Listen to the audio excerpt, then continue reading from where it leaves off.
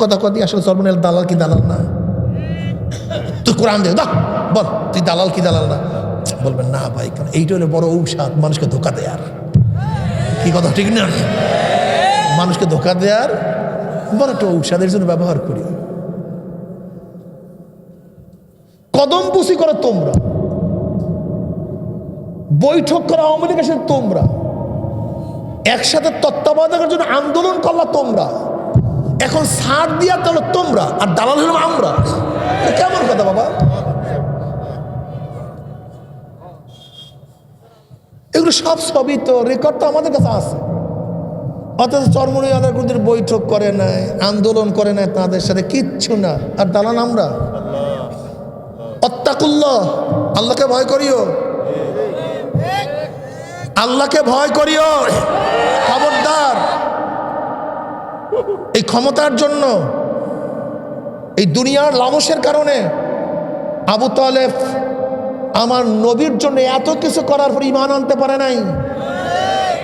আবু জাহেল নবীকে চেনার পর ঈমান আনতে পারে নাই।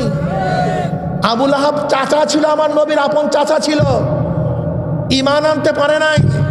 খবরদার, ঈমান নিয়ে কবরে যাও, ঈমান নিয়ে কবরে যাও। ये अवरात का जहां है तमाशा नहीं। दुनिया কয়দিন, দুনিয়া কি? এই করোনার আগে আসছি, প্রায় 2 বছর হয়ে গেল, মাগুরায় ঢুকছি। কত মুজাহিদরা আমাদের সাথে ছিল, আজকে তাদেরকে দেখি না।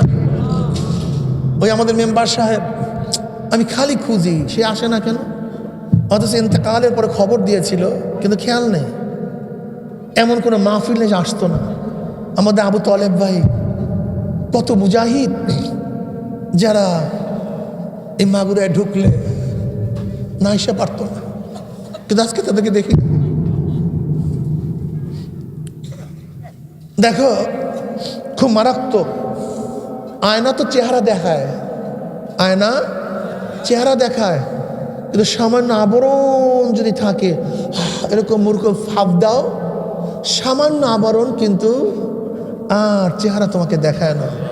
ঠিক কলব ঈমান গ্রহণ করে, কিন্তু খবরদার খবরদার, হাসাদ, কেবের, হব্বে মাল, লালসের কোন আবরণ যদি কলবের মধ্যে থাকে, তাহলে ঈমান আর কবর হয় না। খুব মারাত্মক।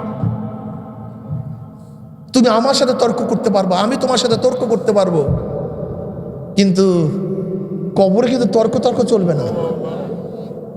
কবরে চিন্তা করিয়া যাইও। কবরে জনাব মুহাম্মদ রাসূলুল্লাহ সাল্লাল্লাহু আলাইহি ওয়াসাল্লামকে চেনার ব্যাপারে আমাদের অনেকের ভুল দর্শন আছে, অনেক ভুল দর্শন আছে। তা আবার কি?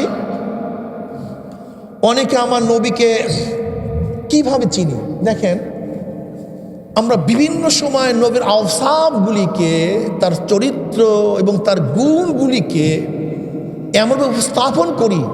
উপস্থাপন করার কারণে অনেক সময় দেখা যায় আমার নবী আলাইহিস সালাতু ওয়াস সালামকে কাফের, বেঈমান, মুশরিকরা তারা একটু কেমন কেমন জানি ভাবে। যেমন আমরা জীবনভর নবীকে বলছি কি, আমার নবী গরিবও ছিলেন, আমার নবী এতিমও ছিলেন, আমার নবী সিরা জামা গায়ে দিছে, আমার নবী না খায়া ছিল। এই বয়ান শুনতে শুনতে নাস্তিক বেঈমানরা ভাবতো, মানে নবী মানেই হলো গরিব, নবী মানেই সিরা জামা গায়ে দিতে হবে, নবী মানেই না খায়া থাকতে হবে, নবী মানি এবং তার অনুসারী মানি সমাজের মধ্যে 3rd class, 4th class, 5th ক্লাসের লোক। নবী মানি হলো তারা জোরে কথা বলে না, নবী মানি তারা নেতৃত্ব দেয় না, নবী মানি যদি লাঠি কুত্তা দেয় প্রতিবাদ করে না। এই একটা ধারণা অটোমেটিকলি যুগকে যুগ, শত শত বছর পর্যন্ত আমাদের মাথার মধ্যে ঢুকে গেছে। এর জন্য দেখবেন, আজকে যদি নবীর প্রেমিকরা, নবীর অনুসারীর একটু রাগ হয়, হুজুর আমরা রাগ হন কেন? হুজুরের রাগ হইবে কেন? কি কথা বলেন না কেন? রাগন আপনি আজকে একটু, আপনার হুজুর মানুষ রাগন কেন? হুজুর, এটা তো ঠিক না। কারণ কি বলেন তো? এরা বুঝতেই যে হুজুর মানি হলো চুপ